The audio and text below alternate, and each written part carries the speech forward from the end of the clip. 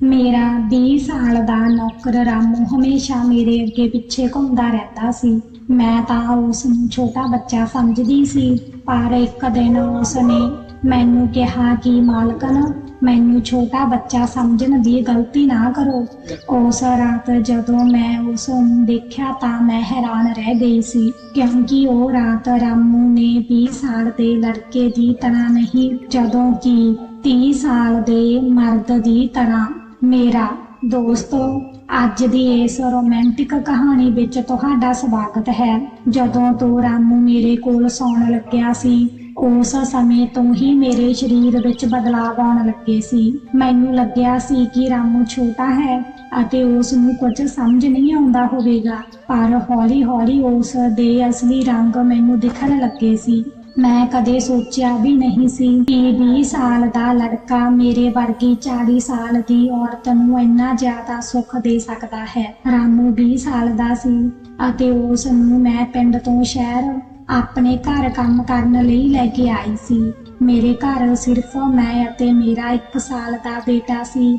ਜਦੋਂ ਮੈਂ ਕੰਮ ਤੇ ਜਾਂਦੀ ਸੀ ਤਾਂ ਰਾਮੂ ਮੇਰੇ ਬੱਚੇ ਦੀ ਦੇਖਭਾਲ ਕਰਦਾ ਸੀ ਅਤੇ ਉਹ ਘਰ ਵਿੱਚ ਹੀ ਰਹਿੰਦਾ ਸੀ। ਮੈਂ ਬਿਨ ਵਿਆਹੀ ਮਾਂ ਬਣ ਗਈ ਸੀ। ਮੇਰੇ ਪ੍ਰੇਮੀ ਨੇ ਵਿਆਹ ਦਾ ਕਹਿ ਕੇ ਮੇਰੇ ਨਾਲ ਬਹੁਤ ਗੰਦਾ ਖੇਡ ਖੇਡਿਆ ਸੀ। ਜਦੋਂ ਮੈਂ ਗਰਭਵਤੀ ਹੋ ਗਈ ਅਤੇ ਜਦੋਂ ਮੈਂ ਉਸ ਦੇ ਘਰ ਗਈ ਤਾਂ ਮੈਂ ਉੱਥੇ ਦੇਖਿਆ ਕਿ ਉਸ ਦਾ ਵਿਆਹ ਹੋ ਰਿਹਾ ਸੀ। ਉਸ ਨੇ ਮੇਰੇ ਨਾਲ ਪਿਆਰ ਦਾ ਨਾਟਕ ਕੀਤਾ ਸੀ ਅਤੇ ਕਿਸੇ ਹੋਰ ਲੜਕੀ ਨਾਲ ਵਿਆਹ ਕਰ ਲਿਆ ਸੀ। ਮੇਰੇ ਪੇਟ ਵਿੱਚ ਪਲ ਰਹੇ ਬੱਚੇ ਨੂੰ ਮਾਰਨ ਦਾ ਮੇਰਾ ਮਨ ਨਹੀਂ ਕਰ ਰਿਹਾ ਸੀ ਅਤੇ ਜਦ ਦਾ ਸੋਚਿਆ ਤਾਂ ਮੇਰਾ ਦਿਲ ਬਹੁਤ ਦੁਖੀ ਹੋਇਆ। ਮੈਂ 5 ਮਹੀਨੇ ਦੀ ਗਰਭਵਤੀ ਸੀ। ਮੇਰੇ ਮਾਤਾ ਪਿਤਾ ਨੇ ਮੈਨੂੰ ਅਤੇ ਮੇਰੇ ਬੱਚੇ ਨੂੰ ਅਪਣਾਉਣ ਤੋਂ ਇਨਕਾਰ ਕਰ ਦਿੱਤਾ ਸੀ। ਉਸ ਸਮੇਂ ਮੈਂ ਇਕੱਲੀ ਰਹਿਣ ਲੱਗੀ। ਕਈ ਮਹੀਨੇ ਪਹਿਲਾਂ ਮੈਂ ਆਪਣੇ ਪਿੰਡ ਗਈ ਸੀ। ਆਪਣੇ ਦਾਦਾ ਜੀ ਦੇ 100ਵੇਂ ਜਨਮ ਦਿਨ ਤੇ ਮੇਰੇ ਦਾਦਾ ਜੀ ਨੇ ਮੈਨੂੰ ਆਪਣੇ ਜਨਮ ਦਿਨ ਦਾ ਸੰਦੇਸ਼ ਦਿੱਤਾ ਸੀ ਅਤੇ ਇਸ ਲਈ ਮੈਂ ਪਿੰਡ ਗਈ ਸੀ। ਮੇਰੇ ਬੇਟੇ ਨੂੰ ਉੱਥੇ ਸਿਰਫ ਮੇਰੇ ਦਾਦਾ ਜੀ ਨੇ ਹੀ ਪਿਆਰ ਨਾਲ ਗੋਦੀ ਵਿੱਚ ਲੈਤਾ ਸੀ। ਆਰਵ ਉਹਨਾਂ ਕੋਲ ਖੇਲ ਰਿਹਾ ਸੀ। ਉਸ ਸਮੇਂ ਆਫਿਸ ਵਿੱਚੋਂ ਮੈਨੂੰ ਫੋਨ ਆਇਆ ਅਤੇ ਮੈਂ ਫੋਨ ਤੇ ਗੱਲ ਕਰਨ ਲਈ ਬਾਹਰ ਚਲੀ ਗਈ ਅਤੇ ਜਦੋਂ ਮੈਂ ਵਾਪਸ ਆਈ ਤਾਂ ਮੇਰਾ ਬੇਟਾ ਆਰਵ ਦਾਦਾ ਜੀ ਦੇ ਕੋਲ ਨਹੀਂ, ਘਰ ਦੇ ਕਿਸੇ ਨੌਕਰ ਕੋਲ ਸੀ। ਮੈਂ ਦੇਖਿਆ ਕਿ ਮੇਰਾ ਆਰਵ ਉਸ ਨੌਕਰ ਨਾਲ ਬਹੁਤ ਹੀ ਖੁਸ਼ ਸੀ ਅਤੇ ਖੇਡ ਰਿਹਾ ਸੀ। ਮੈਂ ਆਪਣੇ ਬੱਚੇ ਨੂੰ ਉਸ ਨੌਕਰ ਤੋਂ ਲੈਤਾ ਅਤੇ ਵਾਪਸ ਆਉਣ ਲੱਗੀ ਤਾਂ ਉਹ ਨੌਕਰ ਕਹਿਣ ਲੱਗਿਆ ਕਿ ਮਾਲਕਨ, ਮੈਨੂੰ ਕੁਝ ਮਦਦ ਚਾਹੀਦੀ ਹੈ, ਪੈਸਿਆਂ ਦੀ ਨਹੀਂ, ਮੈਨੂੰ ਨੌਕਰੀ ਚਾਹੀਦੀ ਹੈ। ਉਸ ਨੇ ਮੈਨੂੰ ਆਪਣਾ ਨਾਮ ਦੱਸਿਆ ਅਤੇ ਕਿਹਾ ਕਿ ਮੈਂ ਰਾਮੂ ਹਾਂ। ਮੈਂ ਇੱਥੇ ਮੱਝਾਂ ਅਤੇ ਗਾਵਾਂ ਦੀ ਗਊਸ਼ਾਲਾ ਦੀ ਸਫਾਈ ਕਰਦਾ ਹਾਂ, ਪਰ ਹੁਣ ਵੱਡੇ ਸਾਹਿਬ ਮੱਝਾਂ ਅਤੇ ਗਾਵਾਂ ਵੇਚਣ ਦੀ ਗੱਲਾਂ ਕਰ ਰਹੇ ਹਨ। ਜੇਕਰ ਤੁਹਾਡੇ ਕੋਲ ਕੋਈ ਕੰਮ ਹੋਵੇ ਤਾਂ ਮੈਨੂੰ ਦੱਸ ਦਿਓ। ਮੈਨੂੰ ਕੰਮ ਦੀ ਬਹੁਤ ਜ਼ਰੂਰਤ ਹੈ। ਮੇਰੇ ਮਾਤਾ ਪਿਤਾ ਵੀ ਮਜ਼ਦੂਰੀ ਕਰਦੇ ਹਨ। ਉਸੇ ਸਮੇਂ ਮੈਂ ਉਸ ਨੂੰ ਕਿਹਾ ਕਿ ਮੇਰੇ ਬੱਚੇ ਦੀ ਦੇਖਭਾਲ ਦਾ ਕੰਮ ਹੈ, ਪਰ ਇਸ ਲਈ ਤੈਨੂੰ ਮੇਰੇ ਨਾਲ ਸ਼ਹਿਰ ਆਉਣਾ ਪਵੇਗਾ। ਇਸ ਕੰਮ ਲਈ ਮੈਂ ਤੈਨੂੰ 5000 ਰੁਪਏ ਦੇਵਾਂਗੀ। ਰਾਮੂ ਮੇਰੇ ਨਾਲ ਸ਼ਹਿਰ ਆਉਣ ਲਈ ਤਿਆਰ ਹੋ ਗਿਆ। ਆਰਵ ਰਾਮੂ ਨਾਲ ਬਹੁਤ ਹੀ ਖੁਸ਼ ਰਹਿੰਦਾ ਸੀ। ਇਹ ਦੇਖ ਕੇ ਮੈਂ ਰਾਮੂ ਨੂੰ ਆਪਣੇ ਘਰ ਲੈ ਕੇ ਆਉਣ ਦਾ ਫੈਸਲਾ ਕੀਤਾ। ਰਾਮੂ ਉਸ ਸਮੇਂ ਤੋਂ ਹੀ ਮੇਰੇ ਘਰ ਵਿੱਚ ਰਹਿਣ ਲੱਗਿਆ। ਉਸ ਨੇ ਕਿਹਾ ਕਿ ਹਰ 4 ਮਹੀਨੇ ਬਾਅਦ ਉਹ ਜਦੋਂ ਥੋੜੇ ਪੈਸੇ ਜਮ੍ਹਾਂ ਹੋ ਜਾਣਗੇ ਤਾਂ ਆਪਣੇ ਘਰ ਜਾਇਆ ਕਰੇਗਾ। ਰਾਮੂ ਮੇਰੇ ਬੱਚੇ ਦਾ ਪੂਰਾ ਦਿਨ ਬਹੁਤ ਚੰਗੇ ਢੰਗ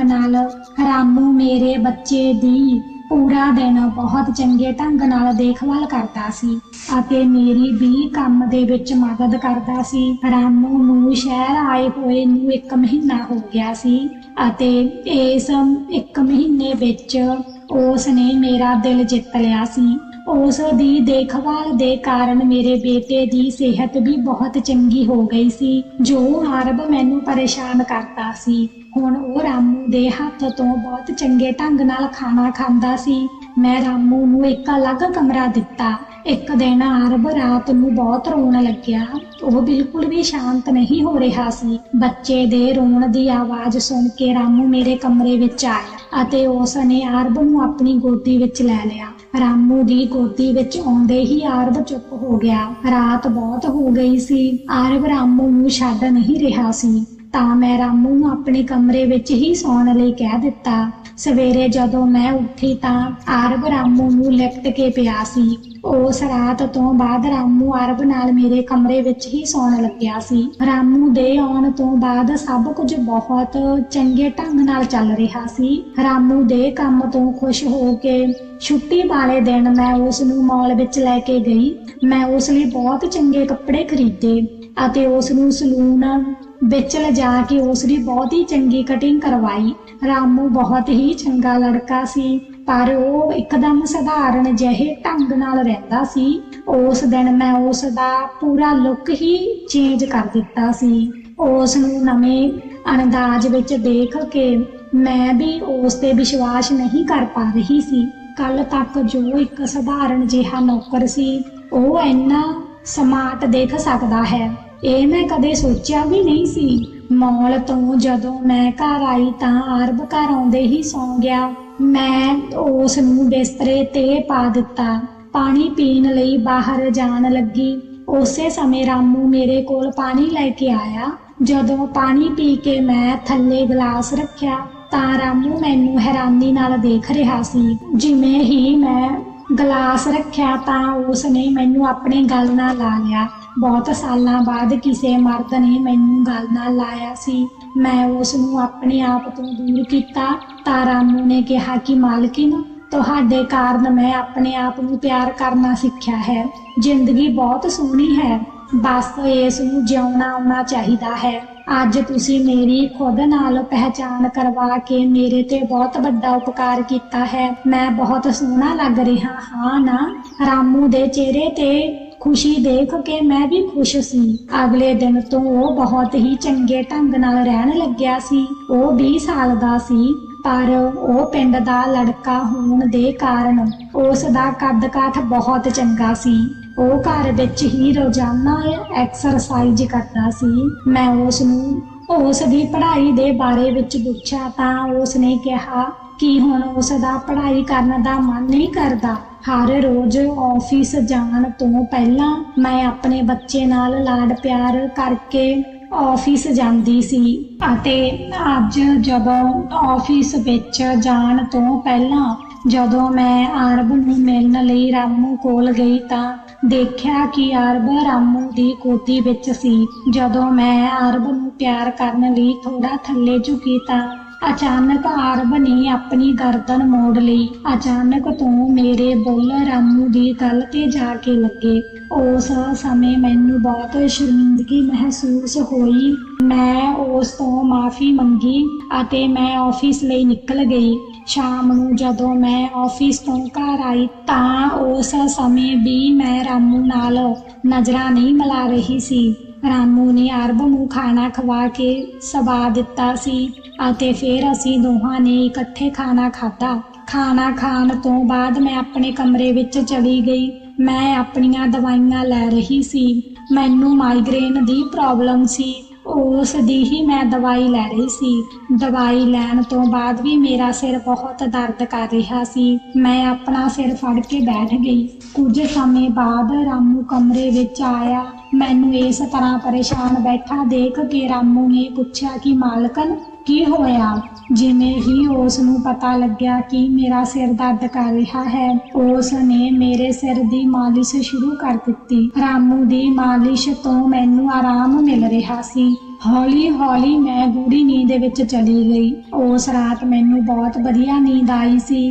ਅਗਲੇ ਦਿਨ ਸਾਡੇ ਆਫਿਸ ਵਿੱਚ ਟ੍ਰੈਡੀਸ਼ਨਲ ਡੇ ਦਾ ਫੰਕਸ਼ਨ ਸੀ ਅਤੇ ਇਸ ਲਈ ਮੈਂ ਗੁਜਰਾਤੀ ਲੁੱਕ ਕ੍ਰੀਏਟ ਕਰਨ ਦਾ ਫੈਸਲਾ ਕੀਤਾ ਸੀ। ਮੈਂ ਘੱਗਰਾ ਤਾਂ ਪਾ ਲਿਆ ਸੀ, ਪਰ ਸਕਰਟ ਦਾ ਬਟਨ ਬੰਦ ਕਰਨ ਵਿੱਚ ਮੈਨੂੰ ਪਰੇਸ਼ਾਨੀ ਹੋ ਰਹੀ ਸੀ। ਉਸੇ ਸਮੇਂ ਹੀ ਮੈਂ ਰਾਮੂ ਨੂੰ ਕਮਰੇ ਵਿੱਚ ਬੁਲਾਇਆ ਅਤੇ ਉਸ ਨੂੰ ਬਟਨ ਬੰਦ ਕਰਨ ਲਈ ਕਿਹਾ। ਬਟਨ ਬੰਦ ਕਰਦੇ ਸਮੇਂ ਉਸ ਦਾ ਹੱਥ ਮੇਰੀ ਪਿੱਠ ਤੇ ਲੱਗ ਰਿਹਾ ਸੀ। ਮੈਂ ਉਸ ਨੂੰ ਛੋਟਾ ਸਮਝ ਰਹੀ ਸੀ, ਇਸ ਲਈ ਮੈਂ ਉਸ ਨੂੰ ਇਹ ਕੰਮ ਕਰਨ ਲਈ ਕਿਹਾ ਸੀ। ਮੇਰੇ ਕੋਲ ਹੋਰ ਕੋਈ ਚਾਰਾ ਵੀ ਨਹੀਂ ਸੀ। ਤਿਆਰ ਹੋ ਕੇ ਜਦੋਂ ਮੈਂ ਜਾਣ ਲੱਗੀ ਤਾਂ ਰਾਮੂ ਨੇ ਮੈਨੂੰ ਰੋਕਿਆ ਅਤੇ ਅੰਦਰੋਂ ਸੁਰਮਾ ਲੈ ਕੇ ਆਇਆ। ਉਸ ਨੇ ਮੇਰੇ ਕੰਨ ਦੇ ਪਿੱਛੇ ਸੁਰਮੇ ਦਾ ਕਾਲਾ ਟਿੱਕਾ ਲਗਾ ਦਿੱਤਾ ਅਤੇ ਕਿਹਾ, ਮਾਲਕਿਨ, ਹੁਣ ਤੁਹਾਨੂੰ ਕਿਸੇ ਦੀ ਵੀ ਨਜ਼ਰ ਨਹੀਂ ਲੱਗੇਗੀ, ਤੁਸੀਂ ਬਹੁਤ ਸੋਹਣੇ ਲੱਗ ਰਹੇ ਹੋ। ਉਸ ਦੀ ਗੱਲ ਸੁਣ ਕੇ ਮੈਂ ਮੁਸਕਰਾਉਂਦੀ ਹੋਈ ਆਪਣੇ ਆਫਿਸ ਲਈ ਨਿਕਲ ਗਈ। ਉਸ ਸਮੇਂ ਸ਼ਾਮ ਨੂੰ ਜਦੋਂ ਮੈਂ ਆਫਿਸ ਤੋਂ ਘਰ ਆਈ ਤਾਂ ਮੇਰੇ ਨਾਲ ਮੇਰੀ ਇੱਕ ਸਹੇਲੀ ਪ੍ਰਿਆ ਤੇ ਉਸ ਦਾ ਪ੍ਰੇਮੀ ਵੀ ਆਇਆ ਸੀ। ਰਾਮੂ ਨੇ ਅੱਜ ਬਹੁਤ ਚੰਗਾ ਖਾਣਾ ਬਣਾਇਆ ਸੀ। ਮੇਰੀ ਸਹੇਲੀ ਪ੍ਰਿਆ 4 ਦਿਨ ਮੇਰੇ ਘਰ ਰਹਿਣ ਵਾਲੀ ਸੀ। ਅਗਲੇ 3 ਦਿਨਾਂ ਤੱਕ ਉਸ ਦਾ ਪ੍ਰੇਮੀ ਵੀ ਮੇਰੇ ਘਰ ਹੀ ਰਹਿਣ ਵਾਲਾ ਸੀ। ਅਗਲੇ ਦਿਨ ਰਾਤ ਨੂੰ ਜਦੋਂ ਰਾਮੂ ਨੇ ਖਾਣਾ ਬਣਾਇਆ ਤਾਂ ਪ੍ਰਿਆ ਅਤੇ ਉਸ ਦੇ ਪ੍ਰੇਮੀ ਨੂੰ ਖਾਣੇ ਲਈ ਬੁਲਾਇਆ, ਪਰ ਉਹ ਦੋਨੋਂ ਕਮਰੇ ਵਿੱਚ ਡਰਿੰਕ ਕਰ ਰਹੇ ਸੀ। ਪ੍ਰਿਆ ਨੇ ਬਹੁਤ ਪੀ ਰੱਖੀ ਸੀ ਅਤੇ ਉਹ ਖਾਣਾ ਖਾਧੇ ਬਿਨਾਂ ਹੀ ਸੌਂ ਗਈ। ਉਸ ਦਾ ਪ੍ਰੇਮੀ ਰੋਹਨ ਸਾਡੇ ਨਾਲ ਖਾਣਾ ਖਾਣ ਲਈ ਬੈਠ ਗਿਆ। ਉਸ ਨੇ ਕਿਹਾ ਕਿ ਪ੍ਰਾਚੀ, ਤੂੰ ਤਾਂ ਪ੍ਰਿਆ ਤੋਂ ਵੀ ਜ਼ਿਆਦਾ ਸੋਹਣੀ ਹੈ। ਰੋਹਨ ਦੇ ਇਸ ਤਰ੍ਹਾਂ ਬੋਲਣ ਤੇ ਰਾਮੂ ਨੂੰ ਉਸ ਤੇ ਬਹੁਤ ਗੁੱਸਾ ਆ ਰਿਹਾ ਸੀ। ਖਾਣਾ ਖਾਣ ਤੋਂ ਬਾਅਦ ਰੋਹਨ ਆਪਣੇ ਕਮਰੇ ਵਿੱਚ ਚਲਾ ਗਿਆ। ਉਸ ਦੇ ਜਾਂਦੇ ਹੀ ਰਾਮੂ ਮੈਨੂੰ ਕਹਿਣ ਲੱਗਿਆ ਕਿ ਮਾਲਕਿਨ, ਤੁਹਾਡੇ ਕਿਸ ਤਰ੍ਹਾਂ ਦੇ ਦੋਸਤ ਹਨ? ਮੈਨੂੰ